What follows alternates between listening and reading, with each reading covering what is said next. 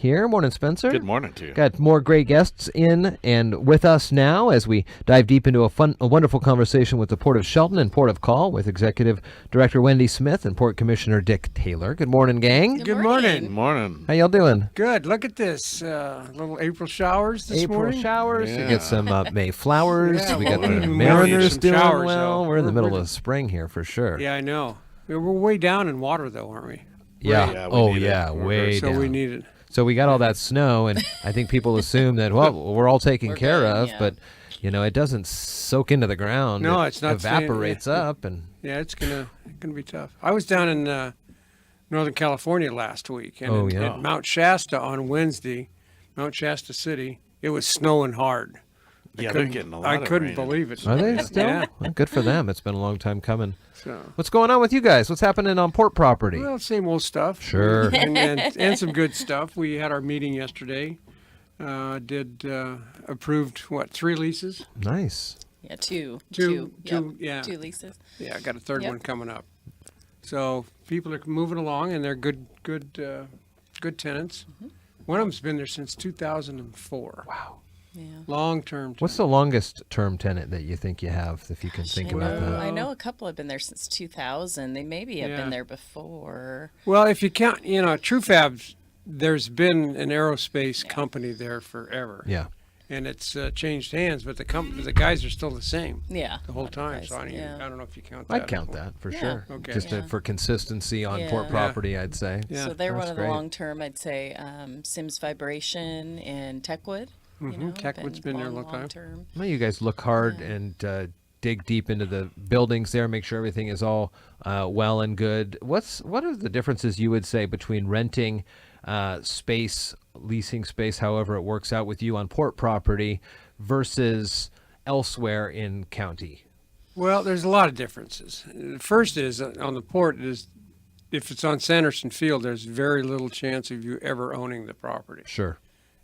We will retain the ownership of that. Johns Prairie, different story. We can rent and sell up there. Maybe talk if about it a possible. little bit. And a lot of companies, hotels, for example, want to own the land that they're on. Oh, okay. So that puts a wrinkle in the discussion when we're talking about 101 frontage hotels on port property. What is it about owning the property you think that they look to? They don't want to answer to somebody, or Yeah, I it's think a lot of times they're looking for their, as they grow in age, or the older the company and the starters of the company want to retire, move on.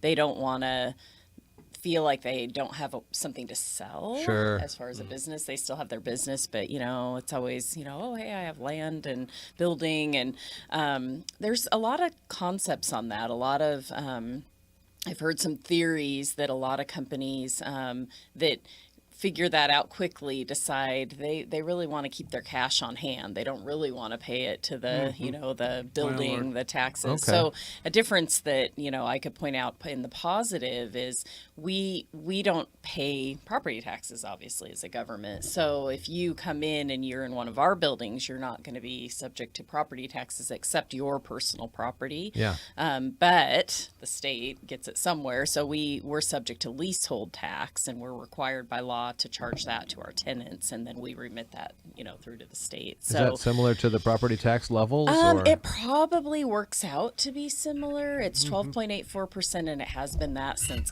like the mid 70s or Long time. something. Yeah. Yeah, a long time. So, so we just explain that when people come in, what's my price out the door? Well, I think we're able, because we're existing, we manage these properties, we own these properties. We're looking more at businesses coming and jobs for the community than we are the almighty dollar. Sure. So we're able to negotiate rates favorably. If you're bringing 50 employees, we're able to, and want to sign on for a 5-year lease, we're able to negotiate that. Our buildings have been existing quite a while. So, besides things that we're going to build new, but and the infrastructure's in place. the infrastructure, the water, and we have our own water system, so Yeah. that's a benefit. It's we can keep those costs low. So I'd say that it just is how you look at it. Sure. So Very good. My son's last driving test. I'm going to miss the time in Sanderson Field because he took his last drive around yesterday, and I was doing a Facebook Live, walking around, just puttering around, and those helicopters were coming down, and I was shooting the camera up, and I'm like, it's just a cell phone, please. Those look pretty heavy duty.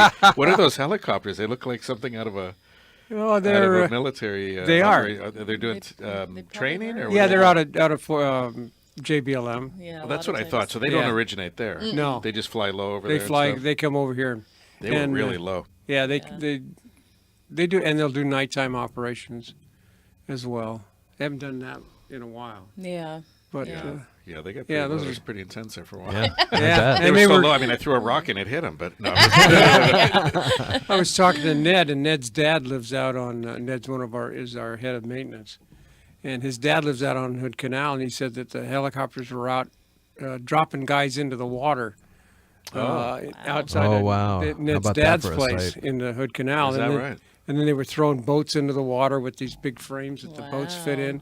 And to circle back around, the frames that these boats that the SEAL teams and the Army used are all built right here Really? at TrueFab, have TrueFab. been for years. Wow, I didn't know that. You see those pictures on TV where they're dumping the inflatable boats Yeah, out of yeah. the back of an Yep. airplane in a frame-like thing? Yeah. That comes from right here in Shelton. Isn't that something? I had Been no doing it idea. for years, yeah. We should do Oh. one time where we talk about that kind of stuff. Yeah. World impacts, benefits from Yeah. Port of Shelton business. There Well, you go. another one, There's a ton of them. Checkwood. I was struck the other day looking at, here we are, this little tiny port in Shelton, Washington, and here's a company that sells its main product to Germany in Europe. It's wood products from here. The pallets that it's shipped on are made in Singapore. And the shipping company was Dutch, I think, was doing it. So it's a Amazing. real international with a flair here. finger right here in In Shelton. Shelton. That's awesome. Yeah. That's cool. Yeah. It's fun. Dick Taylor, Wendy Smith. Let's leave it with those nice notes, shall we, this morning? Okay. Good to talk with you guys. Yeah. Good to you be here. too. Have a good Good rest of seeing you your again. Wednesday here. It's